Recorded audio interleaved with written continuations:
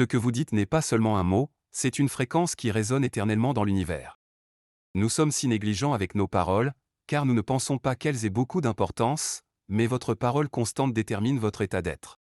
Elle est le reflet de votre monde intérieur, et la plupart des gens inconscients se soucient peu de ce qu'ils disent toute la journée. Si vous parlez de pauvreté toute la journée et que vous dites aux autres à quel point vous êtes impuissant, c'est ce que vous projetez dans l'univers ou ce que vous nourrissez votre subconscient. Notre subconscient est indifférent à ce qui est bon ou mauvais pour nous, il manifestera tout ce que vous dites et croyez être vrai. Ainsi, vos paroles prononcées deviennent votre réalité. La loi de l'Assomption dont parle Neville Goddard en est la base.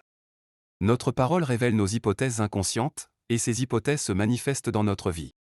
Vous exprimez vos hypothèses inconscientes toute la journée, il suffit de prêter attention à vos paroles et vous verrez à quel point elles se reflètent parfaitement dans votre monde.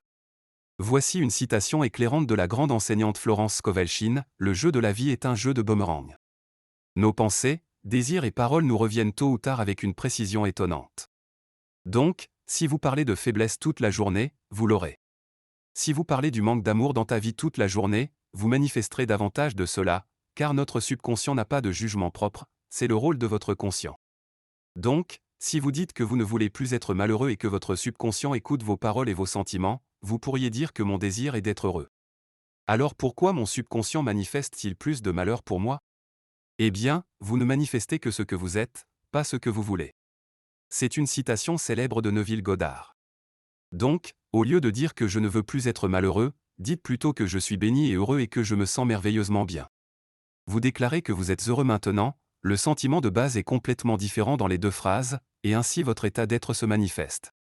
Vous pouvez prononcer des paroles de richesse et de prospérité toute la journée, mais cela ne fonctionnera pas à moins que vous ne ressentiez vos paroles d'abondance, que vous soyez reconnaissant pour ce que vous avez et que vous occupiez l'état d'être de l'abondance. Alors vous remarquerez que vous commencerez à parler différemment et que vous ne voudrez plus vous plaindre, mais plutôt exprimer encore plus de gratitude.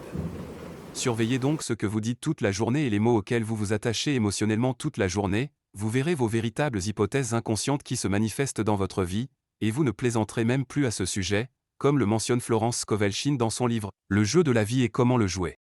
Le subconscient n'a pas le sens de l'humour, et les gens se jouent souvent des expériences malheureuses en plaisantant. Même si une blague est drôle, si nous y adhérons, nous l'imprimons dans notre subconscient.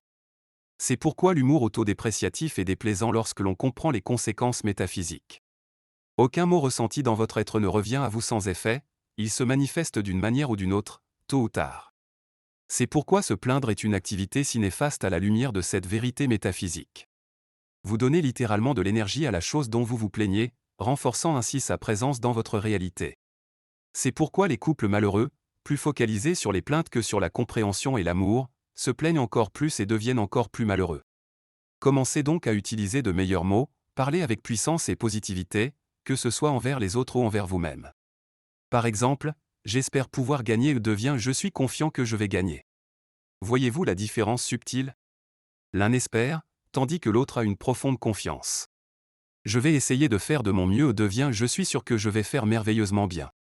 J'espère pouvoir trouver l'amour ou devient je suis entouré d'un amour divin, et l'amour est tout ce que je vois dans le monde. Une phrase insuffle la vie en vous, tandis que l'autre vous dépouille de toute joie et vitalité. Voilà la puissance de votre parole. Vous pouvez en apprendre beaucoup sur une personne rien qu'à travers ses paroles, car nos mots sont une manifestation physique ou un reflet de notre état d'être, une annonce au monde et à notre subconscient révélant qui nous sommes. Soyez donc prudent quant à ce que vous dites, accordez votre conversation intérieure à la fréquence de l'amour, car notre conversation intérieure devient notre conversation extérieure avec le temps. Si vous l'accordez à la fréquence de l'amour, vous obtiendrez toujours des résultats charmants. Parlez avec amour de vous-même, parlez avec amour de vos désirs dans votre conversation intérieure, ressentez compassion et amour pour vous-même, vos objectifs de vie et la personne que vous souhaitez devenir, et tôt ou tard, vos paroles se matérialiseront en l'idéal dont vous parlez. Vos paroles ne vous reviendront pas vides. Si vous ne croyez pas que vos paroles ont du pouvoir, observez simplement les différentes personnes de votre vie dans leur conversation avec vous, vous verrez une parfaite incarnation des paroles de cette personne dans sa vie. Les paroles des personnes pauvres se résument à la pauvreté et aux limitations, tandis que les paroles des personnes riches tournent autour de l'argent et de l'expansion. Maintenant, il n'y a pas de jugement envers un état quelconque, la pauvreté n'est qu'un état et une personne vivant dans la pauvreté est tout autant l'essence de Dieu qu'une personne riche.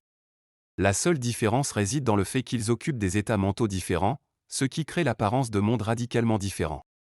Mais la seule chose dont ils ont besoin pour changer leur vie est d'affiner leur conversation intérieure, c'est-à-dire commencer à parler et à vivre dans un monde intérieur différent, et en peu de temps, cela se manifestera à l'extérieur, comme le dit Hermès Trismégiste, l'homme a reçu le don de la parole et de l'esprit qui le rend égal aux immortels.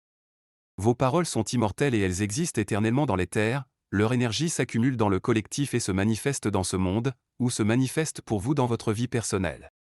Vous êtes éternel, et vos paroles sont des sortilèges magiques qui ont un pouvoir permanent. Et selon Hermès Trismégiste, l'utilisation correcte de la parole et de l'esprit nous guidera dans l'au-delà vers le royaume des dieux. La parole et l'esprit sont éternels, même si le corps meurt. Alors soyez prudents, et vous récolterez les bienfaits de paroles correctes pour toujours.